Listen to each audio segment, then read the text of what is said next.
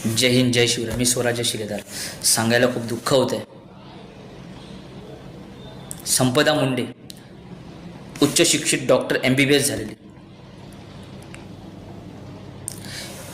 तिने स्वतःला संपवलं की तिच्यावर अत्याचार झाला आणि इथल्या व्यवस्थे भडव्या लोकांनी तिचा जीव घेतलाय. हे सत्य आहे. हे प्रूफ सकट सांगतो आम्ही. त्या माऊलीचा इथल्या व्यवस्थेने, इथल्या भडव्या लोकांनी, इथल्या राजकीय लोकांनी स्वतःच्या स्वार्थासाठी जीव घेतलाय. त्या माऊलीवर अत्याचार झालाय आणि महाराष्ट्राच्या जनतेने शांत बसायचं नाही. कारण का अशा किती संपदा मुंडे, अशा किती माऊले स्वतःचा आवाज उचलण्यासाठी लोकांपुढे जात असतील, पण इथली व्यवस्था, इथले पोलीस प्रशासन, इथली राजकीय माणसं तो प्रकरण दाबत असणार. आणि नक्कीच आहे, तो प्रकरण हे राजकीय लोक दाबतात, पोलीस मॅनेज होतात. त्या माऊलीने आवाज उचलण्यासाठी पोलिसांना कंप्लेंट केलेली होती, पण इथल्या पोलीस प्रशासनाने ते दाबलेलं आहे. म्हणून सांगतो, तिच्यावर अत्याचार झालेला आहे. तिने सुसाईड नाही केलंय, तिला संपवलेलं आहे. आणि मरताना सुद्धा ती स्वतःच्या हातावर सात ओळीचं लिहित बसेल. हे कोणीतरी नालायक भडव्या लोकांनी लिहिलेलं आहे.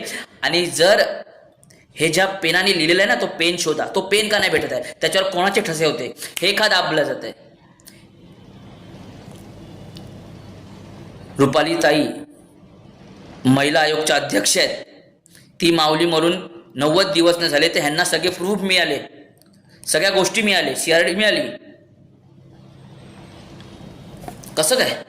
एक माऊली मेल्यानंतर 2 दिवसात तुम्ही येतात, तिच्यावर तुम्ही शिंतोडे उघडता. ती हिच्याशी बोलली, तिच्याशी बोलली, रात्रीचे चाट आहेत. मेल्यानंतर सुद्धा तुम्ही तिच्या कॅरेक्टरवर बोलताय.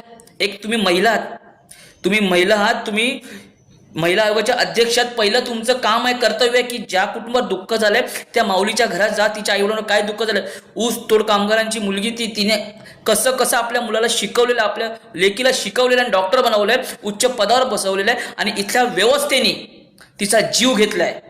याच्यात पोलीस प्रशासन सुद्धा, याच्यात राजकीय लोक सुद्धा आहेत. पण तुमच्याकडे अजून प्रूफ मिळाले पण नाही. रुपालीताईंनी तुम्ही लगेच प्रेस कॉन्फरन्स घेता आणि त्या माऊलीच्या अंगावर शिंतोडे उडवता. ती ह्याच्याशी बोलत होती, त्याच्याशी बोलत होती, सगळे प्रूफ दाखवले जात आहेत. ते 2 वाजता ती या हॉटेलला होती, पण अत्याचार का झाला ह्याच्या माहिती आहेत का तुम्हाला? डायरेक्ट तिच्यावर शिंतोडे, हे चुकीचं आहे. एक महिला म्हणून तुम्ही त्या पदावर बसलात आणि तुम्हाला त्या पदाप्रमाणे काम करायला पाहिजे, कुठल्या पक्षाप्रमाणे नाही. तुम्ही राष्ट्रवादीचे महिला आयोग नाही आहात, तुम्ही या महाराष्ट्राचे